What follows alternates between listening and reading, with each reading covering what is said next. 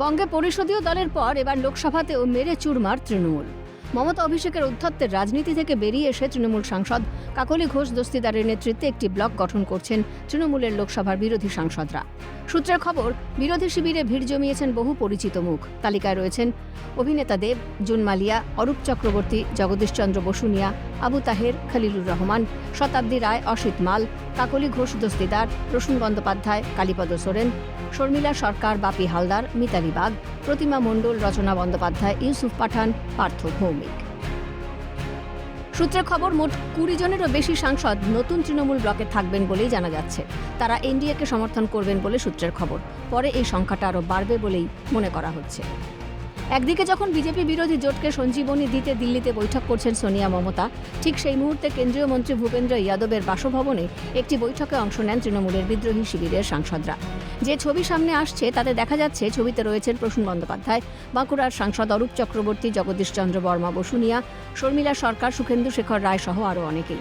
এই ছবি প্রকাশ্যে আসার পরই প্রশ্ন উঠতে শুরু করে, তবে কি তৃণমূলের সংসদীয় দলের ভাঙানোর সময়ের অপেক্ষা?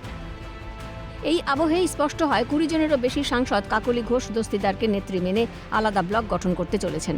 সে বিষয়ে অধ্যক্ষকে চিঠিও দেওয়া হয়েছে বলে জানা গেছে। এই আবহে বিরোধী সাংসদের সিদ্ধান্তকে স্বাগত জানিয়েছেন বঙ্গের বিদ্রোহী শিবিরের নেতা তথা বিধানসভার বিরোধী দলনেতা ঋতব্রত বন্দ্যোপাধ্যায়। আমার সঙ্গে লোকসভার বেশ কিছু এমপির গতকাল কথা হয়েছিল, টেলিফোনেই কথা হয়েছিল, কিন্তু তখন আমি এরকম কিছু শুনিনি। তারা আমাদের যে বক্তব্য সেই বক্তব্যগুলোর সঙ্গে সহমত ছিলেন। স্বাভাবিকভাবে যদি তারা আমরাও একসঙ্গে কাজ করেছি, সহকর্মী ছিলাম।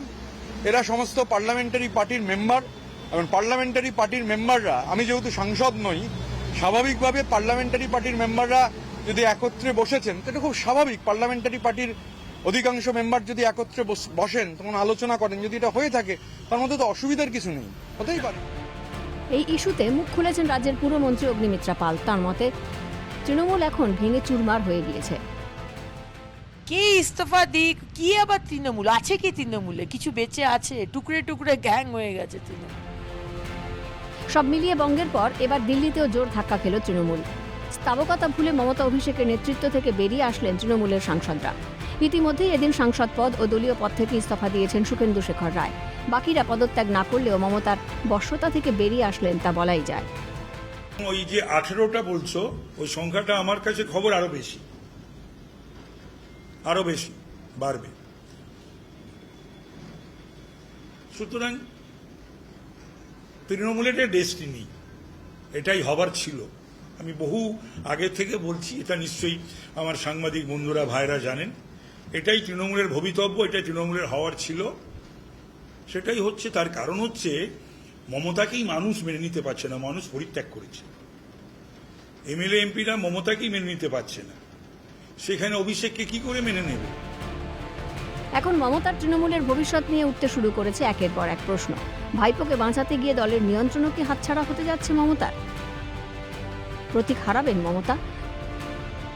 সব মিলিয়ে গভীর অন্ধকারে মমতা বন্দ্যোপাধ্যায়ের রাজনৈতিক ভবিষ্যৎ। প্রিয়াংশ কুমার ঝায়ের রিপোর্ট, ক্যালকাটা নিউজ।